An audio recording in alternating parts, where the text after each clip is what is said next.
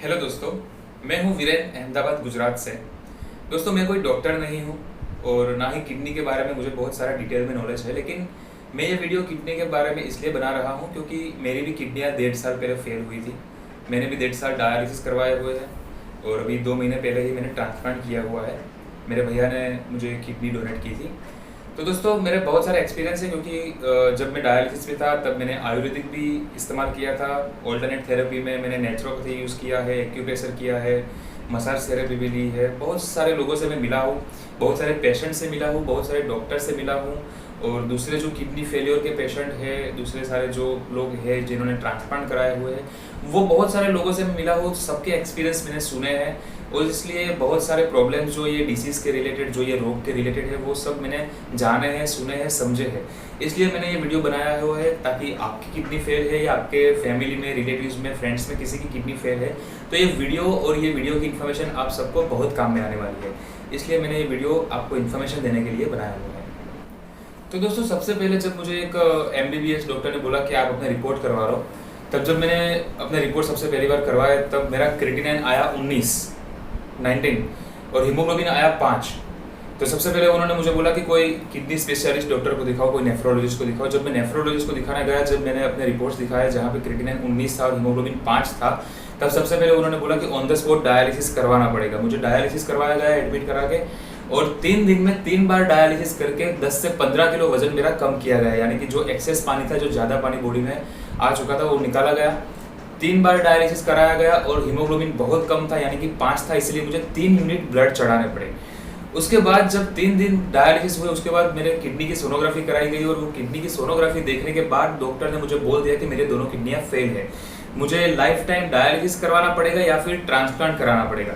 दोस्तों, जब हमको डॉक्टर ये बता देते हैं कि या तो डायलिसिस करवाते रहना पड़ेगा या फिर ट्रांसप्लांट कराना पड़ेगा, तो हम ये दोनों में से कोई भी चीज़ एक्सेप्ट नहीं कर सकते। दोनों में से कोई भी चीज़ हम लाइफ टाइम करना नहीं चाहेंगे, ना ही हम ट्रांसप्लांट कराना चाहेंगे और ना ही हम लाइफ टाइम डायलिसिस करवाना चाहते हैं। तो हम क्या चाहते हैं कि कोई और एक उपाय मिल जाए, कोई नया रास्ता मिल जाए हमारी किडनियाँ ठीक करने का।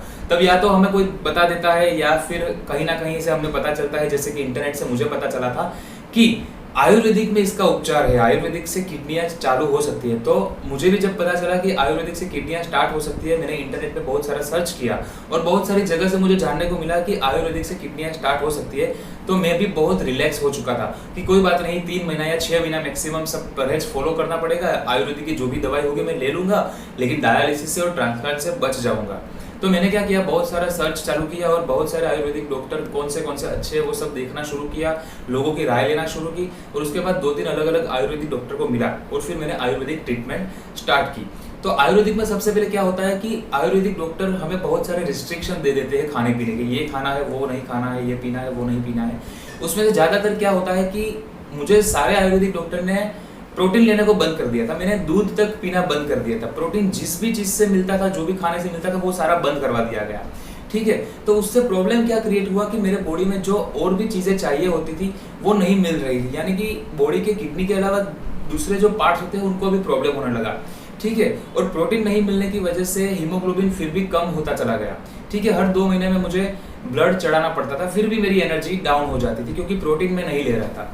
दूसरी बात कि आयुर्वेदिक डॉक्टर ने बोल दिया था कि डायलिसिस की कोई ज़रूरत ही नहीं है, डॉक्टर सिर्फ हमें लूटने के लिए डायलिसिस करवाते रहने की सजेशन देते हैं। ठीक है, तो मैंने वो भी फॉलो किया। मैं हफ्ते में 2 बार डायलिसिस जाता था, उसके बदले मैंने 1 बार कर दिया। तो उससे दूसरा प्रॉब्लम क्या शुरू हो गया कि बॉडी में से जो कचरा निकलना चाहिए, यानी कि क्रिएटिनिन जो डायलिसिस में निकाला जाता है, वो निकलना कम हो गया।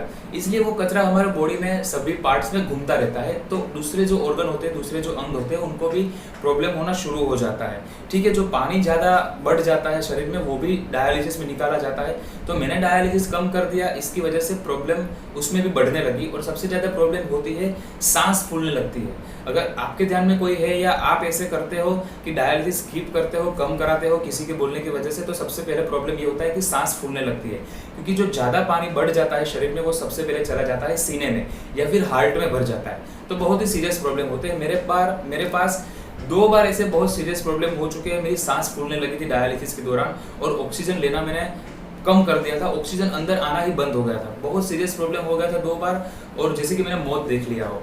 ठीक है, उसी दिन से मैंने तय कर दिया कि आयुर्वेदिक टोटली बंद कर देना है, क्योंकि वैसे भी रिपोर्ट्स में कुछ ज़्यादा फायदा नहीं हो रहा था। कड़वी दवाइयाँ खानी पड़ती थी, खाने में बहुत सारे रिस्ट्रिक्शन थे, ठीक है, और फिर भी रिपोर्ट में कोई फ़ायदा नहीं होता था, इसलिए हम ज़्यादा स्ट्रेस में आ जाते थे, ज़्यादा फ्रस्ट्रेट भी हो जाते थे।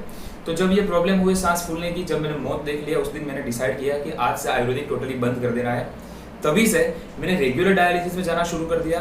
डॉक्टर्स जो सजेशन देते थे वही फॉलो करता था, डॉक्टर्स ने जो खाने को बोला था वही मैं खाता था, सारी दवाइयाँ टाइम टू टाइम लेता था, और उसके बाद मुझे एक भी दिन कभी भी कोई भी प्रॉब्लम नहीं हुआ। मैं एकदम नॉर्मल इंसान की तरह जीने लगा, मेरी हेल्थ भी अच्छी होने लगी। तो तब से मुझे पता चल गया कि आयुर्वेदिक में कोई फ़ायदा नहीं है। दूसरी बात दोस्तों कि उसके बाद मैंने सोचा कि अब एक उपाय है ट्रांसप्लांट। जब मैं ट्रांसप्लांट के लिए गया और ट्रांसप्लांट के जो डॉक्टर्स होते हैं एलोपैथी के, उनको मिला, तब जाके मुझे पता चला कि किडनी बहुत बड़ी चीज़ है, बहुत ही जटिल चीज़ है, वो इतनी आसानी से समझ में आने वाली चीज़ है ही नहीं।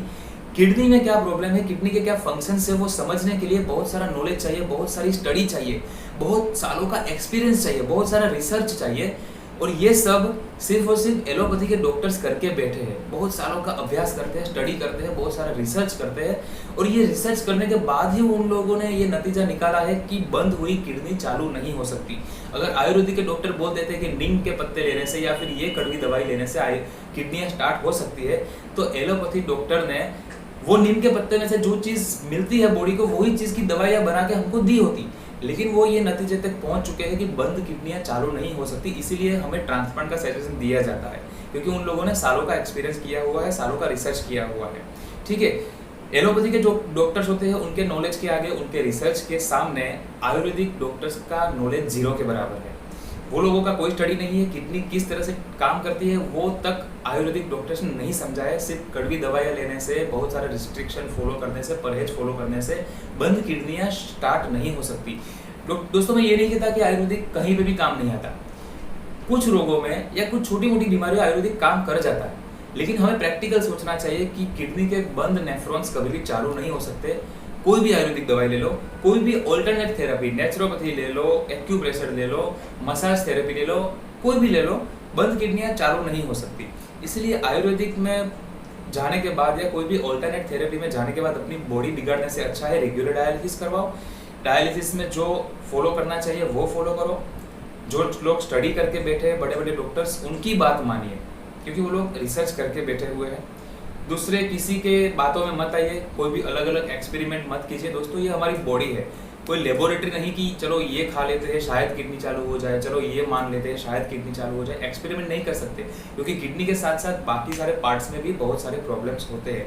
और दोस्तों आप ये नहीं मानोगे, मैंने आयुर्वेदिक बंद कर दिया, उसके बाद भी कुछ लोगों ने आयुर्वेदिक चालू रखा था, और उन लोगों को सिर्फ और सिर्फ आयुर्वेदिक की साइड इफेक्ट की वजह से मैंने मरते हुए देखा है। जो लोग मेरे साथ डायलिसिस स्टार्ट किया था, मेरे साथ ही रेगुलर डायलिसिस में आते थे, मेरे जितना ही अच्छा बॉडी उनका था, लेकिन उन लोगों ने आयुर्वेदिक बंद नहीं किया और डायलिसिस स्किप करते थे आयुर्वेदिक डॉक्टरों की सजेशन की वजह से, और उन लोगों को मैंने मरते हुए देखा है, क्योंकि बॉडी खराब हो जाती है आयुर्वेदिक वजह से, क्योंकि आयुर्वेदिक डॉक्टरों को पूरा नॉलेज नहीं होता है। इसलिए दोस्तों मैं सच्चा सजेशन देता हूँ कि जब तक आपको किडनी ट्रांसप्लांट नहीं होती है, कोई किडनी नहीं मिलती है, डोनर नहीं मिलते हैं, तब तक रेगुलर डायलिसिस करवाइए। और डायलिसिस लाइफ टाइम के लिए नहीं है, डायलिसिस में हेल्दी रहिए, साथ ही साथ ट्रांसप्लांट के लिए आगे बढ़िए। कोई भी डोनर नहीं है तो वेटिंग लिस्ट में अपना नाम लिखवाइए। 1 साल 1.5 साल कभी ना कभी आपका नंबर आ जाएगा, और ट्रांसप्लांट एकदम ईजी है। दोस्तों दूसरी बात यह है कि आयुर्वेदिक में बहुत सारे वीडियोस में या बहुत सारे डॉक्टरों ने आपको रिपोर्ट्स दिखाई होगी कि हमारे पेशेंट्स की रिपोर्ट है जिसका क्रिएटिनिन 10 था उसका 3 आ चुका है, जिसका क्रिएटिनिन 12 था उसका 6 आ चुका है। सब सही बात है दोस्तों, लेकिन आपको पता है क्रिएटिनिन जब 2 से ऊपर होता है उसका मतलब यह है कि किडनियां अभी भी काम नहीं करती।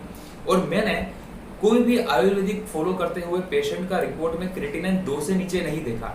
मान सकते हैं कि 12 से वो 4 आया हो, 10 से वो 3 आया हो, लेकिन क्रिएटिनिन 2 से नीचे जाएगा तो ही किडनियां चालू है, वो समझ सकते हैं। और आयुर्वेदिक में ये रिजल्ट मैंने आज तक किसी का भी नहीं देखा। इसलिए आयुर्वेदिक 100% काम नहीं करता है, वो सिर्फ शायद थोड़ा सा हेल्प कर देता है रिपोर्ट में, सॉल्यूशन नहीं है। जैसे ही आयुर्वेदिक छोड़ोगे फिर से क्रिएटिनिन बढ़ जाएगा। इसलिए सबसे अच्छा उपाय है ट्रांसप्लांट नहीं होता है तब तक रेगुलर डायलिसिस करवाओ, रेगुलर दवाइयाँ लो, अपने बीपी का ध्यान रखो।